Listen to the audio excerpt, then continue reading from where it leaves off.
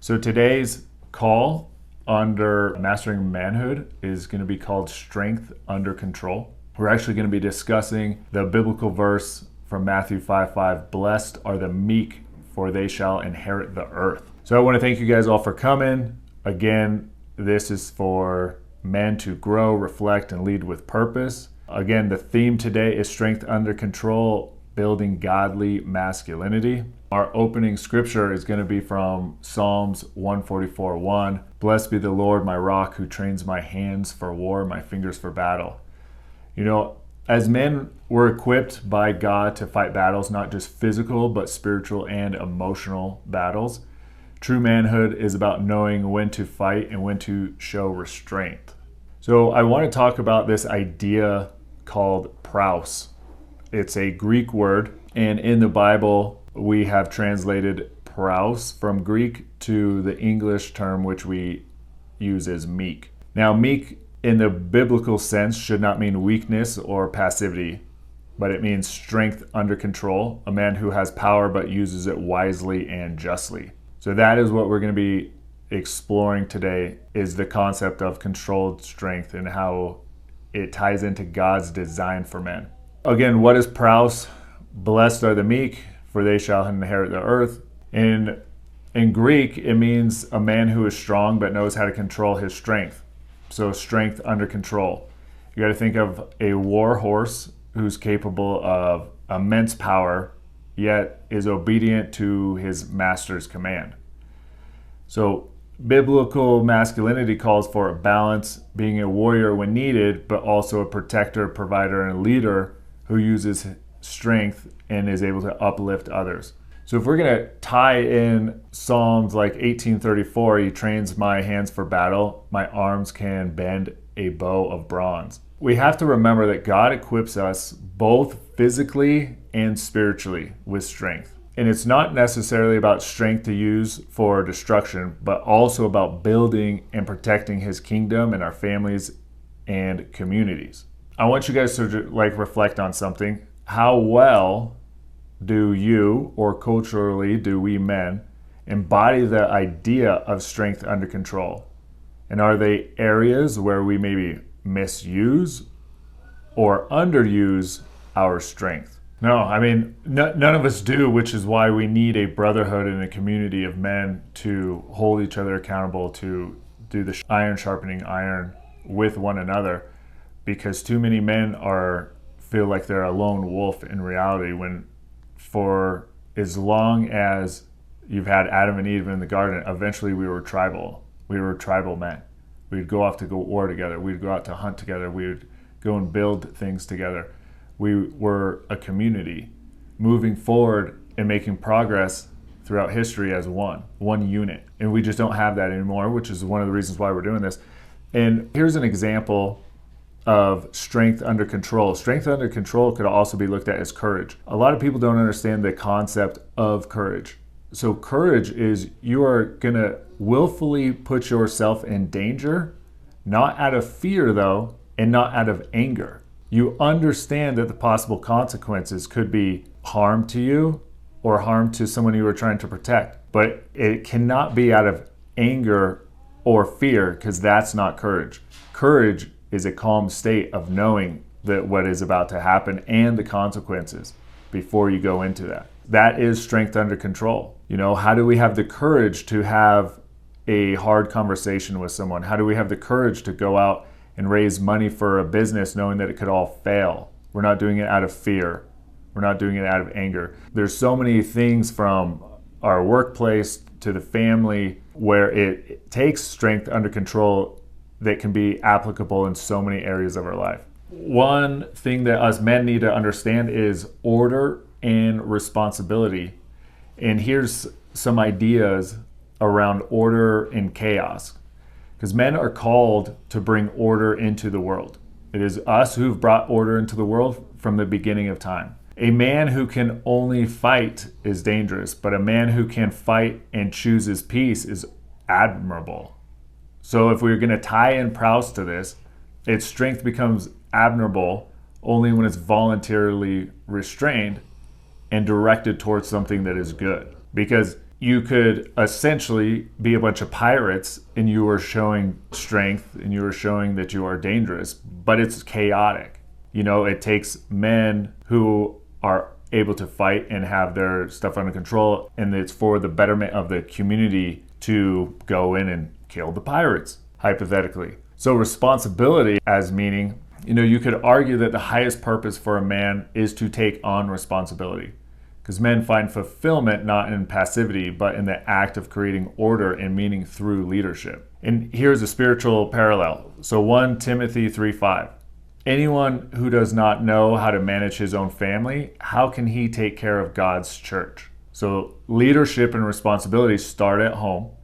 And if we can't lead and protect our own families, how do we expect to influence any of the worlds around us? We want to think of in our life, currently, in the past, what responsibilities have we been avoiding, or how can we embrace them to bring order into our lives and to live those lives that you lead?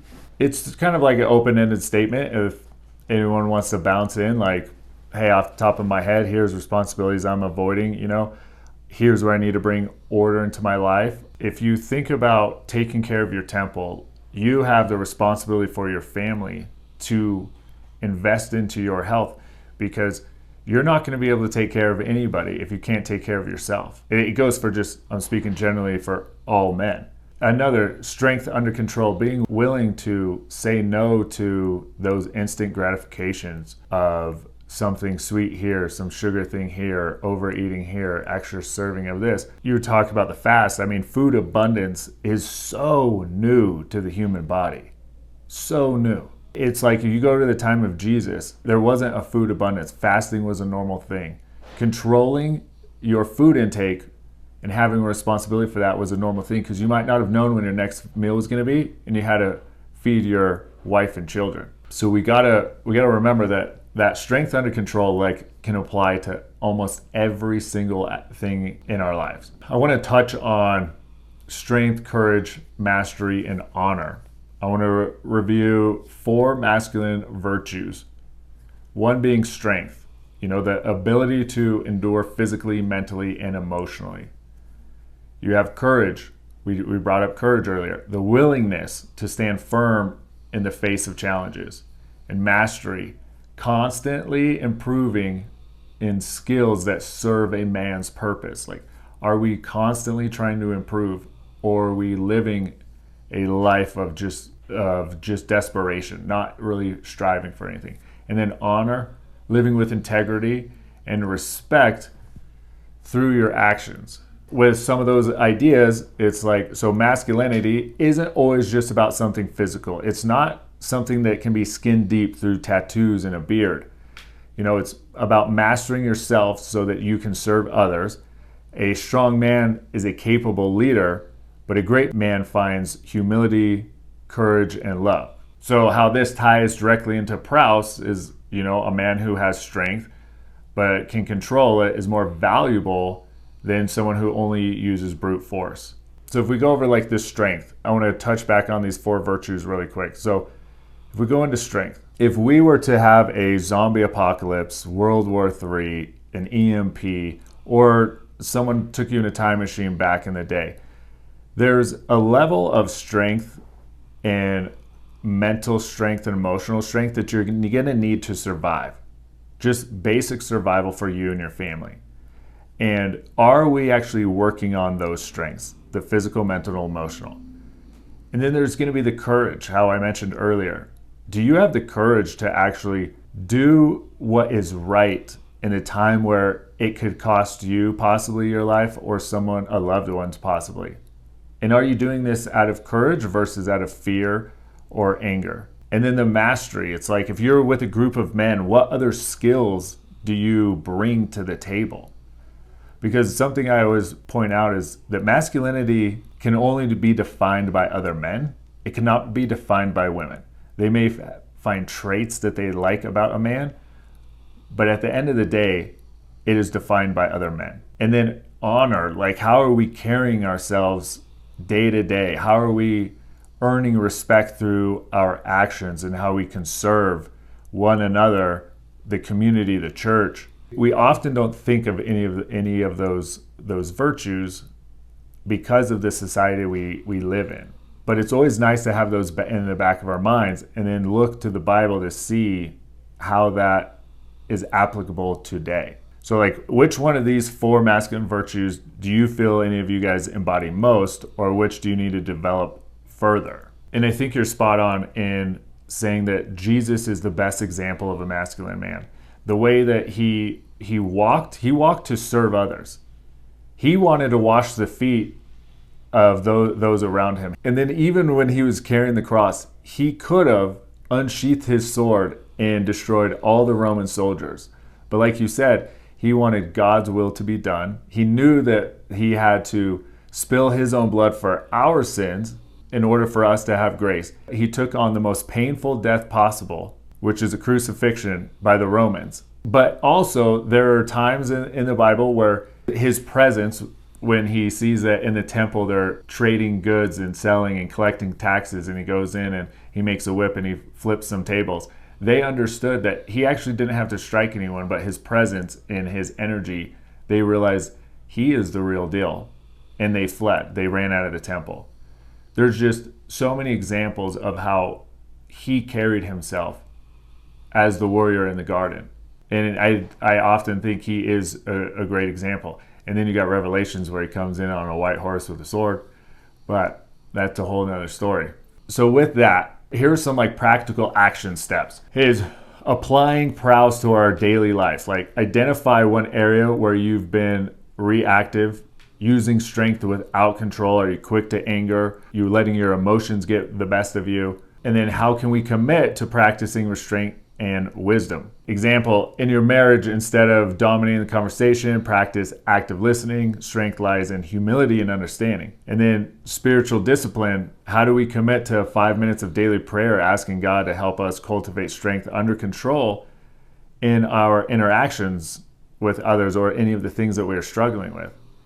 And then even with family leadership, it's like, how do we ask our wife or our children, what's one way that I can lead better, and just be open to feedback to grow as a leader in our home. And then we have to remember that masculinity is not about dominance. It's about disciplined strength that serves a higher purpose. Joshua 1:9 says, "Be strong and courageous. Do not be afraid. Do not be discouraged.